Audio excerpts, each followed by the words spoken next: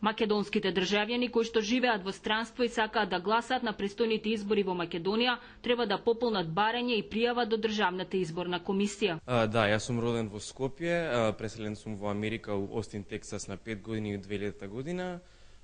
И сега живеам тука во Вашингтон и имам среќата што можам да гласам на избори за прв пат у Република Македонија.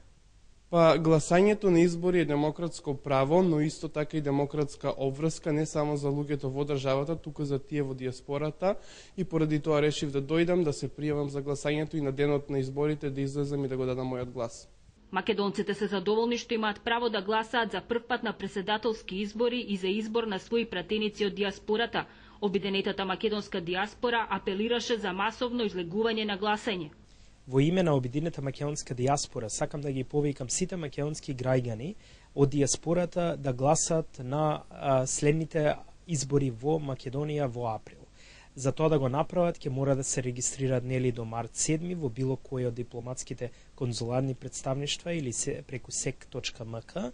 Далечината до најблиските дипломатски и конзуларни представништва во Соединетите Американски држави се уште е проблем, па македонците од диаспората апелираат барем на следните избори да може да гласаат и по електронски пат. За заедницата во Лос Анџелес зборувам во моје лично име, верувам и во име на другите што живеат во Лос Анџелес, бидејќи не постои начин да се гласа по пошта или електронски.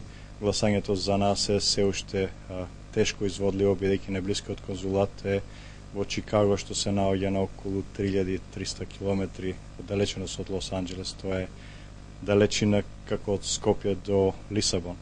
Доколку македонците во странство се пријават до Државната изборна комисија, треба да добијат имејл со кој комисијата ги известува гласачите дека се ставени на избирачкиот список за гласење во диаспората.